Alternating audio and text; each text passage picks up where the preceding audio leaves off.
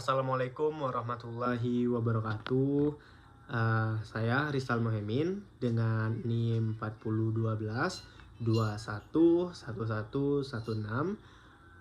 Di sini saya ingin memenuhi tugas saya di mata kuliah MPPH atau Metode Penemuan dan Penelitian Hukum yang diampuh oleh dosen pengampuh yaitu Pak Sintong Arion Huta PA.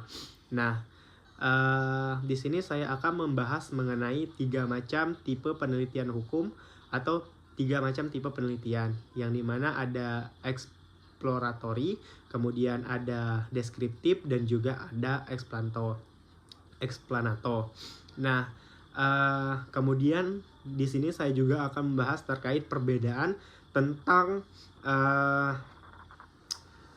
penelitian hukum pada tingkat sarjana, magister, dan juga doktoral.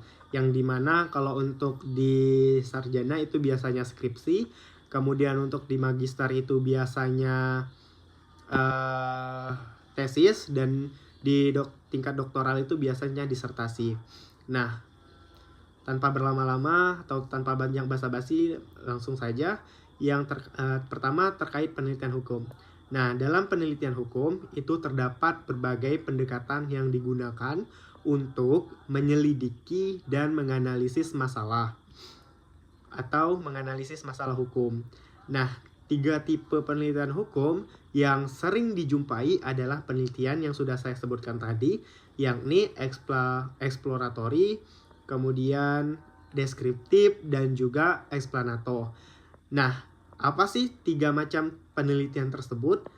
Berikut akan saya jelaskan atau saya sampaikan. Nah, untuk yang pertama yakni penelitian hukum eksploratory. Nah, penelitian hukum eksploratory ini teman-teman tujuannya untuk menggali atau menemukan hal-hal baru yang belum banyak diketahui atau dipahami. Nah, jenis penelitian ini sering dilakukan dalam situasi di mana masalah hukum yang dihadapi belum memiliki banyak referensi atau literatur yang mendalam. Nah, fokus utamanya adalah menjawab pertanyaan-pertanyaan yang bersifat terbuka dan mengidentifikasi masalah baru dalam bidang hukum. Nah, beberapa karakteristik dari penelitian eksploratory ini. Yang pertama, tujuannya. Yang dimana tujuan dari penelitian eksploratory ini adalah menemukan masalah hukum yang belum teridentifikasi atau belum banyak dibahas. Nah, sedangkan untuk pendekatannya bahwa penelitian atau peneliti tidak memiliki hipotesis yang jelas dan cenderung lebih mengarah pada pengumpulan data atau informasi awal yang bersifat indikatif. Nah, contohnya gimana? Contohnya, penelitian mengenai dampak regulasi baru yang belum banyak dieksplorasi dalam praktik hukum atau penelitian mengenai isu hukum yang muncul akibat perkembangan teknologi baru. Kemudian penelitian hukum deskriptif. Nah, terkait penelitian hukum deskriptif yang dimana tujuannya adalah untuk menggambarkan atau mendeskripsikan keadaan atau fenomena hukum yang sedang terjadi tanpa mencoba untuk menguji hubungan sebab akibat atau menjelaskan alasan dibalik fenomena tersebut. Nah, penelitian jenis ini itu mengutamakan penyajian fakta dan data yang ada dengan tujuan memberikan gambaran yang jelas mengenai suatu fenomena hukum yang ada. Yang dimana karakteristik dari penelitian hukum deskriptif ini yang pertama adalah tujuan. Tujuan dari penelitian ini yakni memberikan gambaran yang lebih jelas tentang suatu fenomena hukum yang sedang terjadi. Misalnya bagaimana? Misalnya mengenai penerapan peraturan tertentu dalam masyarakat atau analisis tentang karakteristik lembaga hukum. Kemudian terkait pendekatan dalam penelitian hukum deskriptif, yakni menyusun informasi secara sistematis untuk menjelaskan kondisi atau fakta yang ada tanpa membuat penilaian lebih jauh. Nah, contohnya dari penelitian ini adalah penelitian mengenai penerapan hukum hak cipta di Indonesia atau penelitian mengenai implementasi hukum di lembaga peradilan. Kemudian yang ketiga yakni tentang penelitian hukum explanato atau explanatory. Nah, penelitian hukum explanatory ini atau penelitian explanato tujuannya adalah untuk menjelaskan atau mencari penjelasan tentang sebab akibat dari fenomena hukum tertentu, yang dimana penelitian ini lebih mendalam dan berfokus pada menjelaskan mengapa atau bagaimana suatu kejadian atau fenomena hukum terjadi. Nah, peneliti akan mencoba untuk menguji hipotesis atau teori yang ada untuk menemukan hubungan antara variabel-variabel hukum yang satu dengan yang lainnya. Nah, beberapa karakteristik dari jenis penelitian explanator ini adalah tujuan. Yang pertama, menjelaskan hubungan sebab akibat antara fenomena hukum yang satu dengan fenomena hukum lainnya. Kemudian terkait pendekatannya, dalam penelitian ini, peneliti akan menguji teori atau hipotesis yang ada untuk memperoleh penjelasan yang lebih mendalam dan sistematis mengenai fenomena hukum yang diteliti. Contohnya bagaimana? Contohnya, peneliti yang menjelaskan mengapa penerapan hukum tertentu gagal di suatu negara atau penelitian mengenai pengaruh kebijakan hukum terhadap tingkat kejahatan. Nah, perbandingan dari 3 macam tipe hukum ini, yang pertama, 3 macam tipe penelitian hukum ini, yang tadi ada exploratory, deskriptif, dan juga explanatory. Nah, untuk exploratory itu lebih fokus pada pencarian atau fenomena atau penemuan masalah hukum yang belum banyak dieksplorasi. Nah, sedangkan untuk deskriptif itu bertujuan untuk menggambarkan fenomena yang sudah ada tanpa memberikan penjelasan tentang sebab akibat.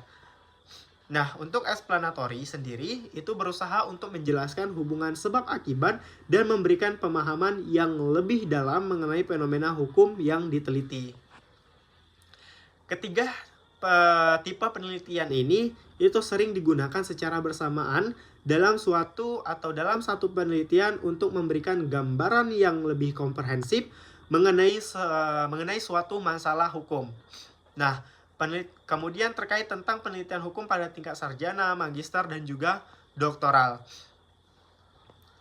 Penelitian hukum pada tingkat sarjana, magister, dan doktoral itu memiliki perbedaan yang signifikan dalam segi tujuan, kedalaman, analisis, dan pendekatan yang digunakan. Nah, perbedaan ini tercermin dalam bentuk tugas akhir yang masing-masing disebut skripsi, tesis, dan juga disertasi. Nah, berikut akan saya jelaskan mengenai perbedaan penelitian hukum pada 3 tingkatan pendidikan sarjana, magister, dan juga doktoral, atau S1, S2, dan S3. Nah, penelitian hukum pada tingkat sarjana, yakni tugas akhirnya adalah skripsi, yang dimana skripsi itu dikerjakan oleh mahasiswa di tingkat sarjana atau S1. Nah, penelitian ini bersifat lebih dasar dan bertujuan untuk menunjukkan kemampuan mahasiswa dalam melakukan penelitian secara sistematis dan logis.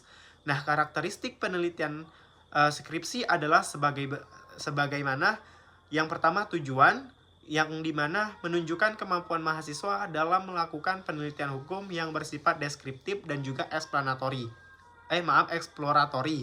Kemudian memahami dan menganalisis fenomena hukum tertentu dan atau dengan pendekatan yang sudah ada. Kemudian menyajikan hasil penelitian yang jelas, sistematis, dan bersifat pada data dan teori yang relevan. Nah, pendekatan dan kedalaman skripsi umumnya lebih fokus pada pengumpulan fakta atau informasi yang ada, tanpa mengembangkan teori atau konsep baru secara signifikan, biasanya menggunakan pendekatan deskriptif, eksploratory, atau analisis terhadap suatu isu hukum yang sedang berkembang. Nah, lingkup masalahnya, masalah yang dibahas cenderung lebih terbatas dan tidak terlalu kompleks. Misalnya, analisis terhadap penerapan suatu peraturan atau kajian terhadap kasus hukum yang ada. Nah, kemudian durasi dan skala penelitian skripsi ini sebenarnya relatif lebih singkat, biasanya 1 tahun atau kurang, dan cakupan penelitian lebih sempit dengan data yang dapat dikumpulkan dalam waktu tersebut. Contohnya terkait dengan skripsi, yang dimana Analisis penerapan hukum perlindungan konsumen di Indonesia dalam praktik perdagangan online. Kemudian yang kedua yakni penelitian hukum pada tingkat magister atau tesis. Tesis merupakan karya ilmiah yang dikerjakan pada tingkat magister atau S2. Nah, penelitian ini memiliki kedalaman yang lebih tinggi dibandingkan dengan skripsi dan bertujuan untuk mengembangkan pengetahuan di bidang hukum. Yang dimana karakteristiknya yang pertama adalah tujuannya. Nah, mengembangkan wawasan dan pengetahuan tentang suatu hukum atau suatu isu hukum tertentu dengan kedalaman yang lebih tinggi. Kemudian mengidentifikasi masalah hukum yang lebih kompleks dan memberikan solusi berdasarkan analisis yang lebih mendalam. Kemudian pendekatan dan kedalaman. Nah, penelitian tesis lebih menekankan pada penggunaan teori-teori hukum untuk menggambarkan argumen dan analisis yang lebih kompleks. Dapat menggabungkan pendekatan deskriptif, eksploratory, dan eksplanatory, yang dimana mengharuskan mahasiswa S2 untuk membuat hipotesis atau pertanyaan penelitian dan menguji hipotesis tersebut. Nah, lingkup masalah dari tesis, yang pertama, lingkup masalah lebih luas dan lebih kompleks dibandingkan dengan skripsi. Mahasiswa itu diharapkan lebih bisa melakukan penelitian yang lebih mendalam dan kritis terhadap suatu isu hukum, termasuk membahas perbandingan dengan sistem hukum lain atau menganalisis akibat hukum dari suatu kebijakan. Kemudian durasi dan skala penelitian pada tingkat tesis ini yang dimana biasanya memerlukan waktu lebih lama sekitar 1-2 tahun dan penelitian yang dilakukan lebih mendalam dengan menggunakan atau dengan penggunaan berbagai metode dan pendekatan yang lebih beragam. Contohnya, peran lembaga peradilan dalam menegakkan hukum lingkungan di Indonesia, analisis yuridis terhadap kasus lingkungan yang ada. Kemudian penelitian hukum pada tingkat doktoral atau disertasi. Nah, disertasi adalah tugas akhir yang disusun pada tingkat doktoral atau S3. Nah, penelitian disertasi sangat mendalam, orisinal, dan bertujuan untuk memberikan kontribusi baru terhadap ilmu hukum. Nah, terdapat beberapa karakteristik dari disertasi. Yang pertama tujuannya, yang dimana disertasi ini memberikan kontribusi baru dalam teori atau praktik hukum yang dapat mengubah atau memperkaya pengetahuan di bidang hukum. Kemudian, menciptakan pengetahuan baru yang orisinal dan signifikan yang diharapkan dapat menjadi referensi bagi perkembangan ilmu hukum di masa depan. Kemudian pendekatan dan kedalaman. Nah, penelitian disertasi sangat mendalam dan seringkali bersifat multidisipliner, mencakup kajian teori hukum yang kompleks dan pembahasan aspek-aspek yang lebih spesifik, serta memperkenalkan teori atau model hukum baru. Menggunakan pendekatan explanatory dan analisis yang sangat mendalam, di mana peneliti menguji hipotesis yang diajukan dengan metode yang lebih kompleks. Nah, lingkup masalah dari disertasi ini, masalah yang diteliti sangat luas dan kompleks yang mencakup isu-isu hukum, global, komparatif, atau filosofis yang memerlukan analisis yang lebih luas dan mendalam. Nah, penelitian disertasi seringkali mencoba mengisi celah pengetahuan hukum yang belum dijelajahi atau menawarkan solusi baru untuk masalah hukum yang ada. Nah, durasi dan skala penelitian pada tingkat atau tugas akhir S3 yang disebut dengan disertasi ini itu biasanya membutuhkan waktu yang lebih lama, biasanya 3-5 tahun, karena penelitian ini melibatkan banyak tahapan yang lebih panjang dan mendalam. Nah, cakupan penelitian sangat luas dan melibatkan penggunaan berbagai metode penelitian yang lebih komprehensif. Contohnya, pengaruh globalisasi terhadap sistem hukum nasional, sebuah analisis komparatif terhadap hukum di Indonesia dan Uni Eropa. Kesimpulan dari yang sudah saya bahas terkait skripsi pada tingkat sarjana atau S1, kemudian tesis pada tingkat magister atau S2, dan juga disertasi pada tingkat doktoral atau S3. Yang dimana skripsi pada tingkat sarjana itu lebih berfokus pada kemampuan dasar dalam melakukan penelitian hukum dan menggambarkan fenomena hukum tertentu. Nah, sedangkan tesis itu pada tingkat magister lebih mendalam dan mengembangkan pengetahuan di bidang hukum dengan analisis yang lebih kritis terhadap suatu isu hukum. Sedangkan untuk disertasi itu sendiri pada tingkat doktoral itu bertujuan untuk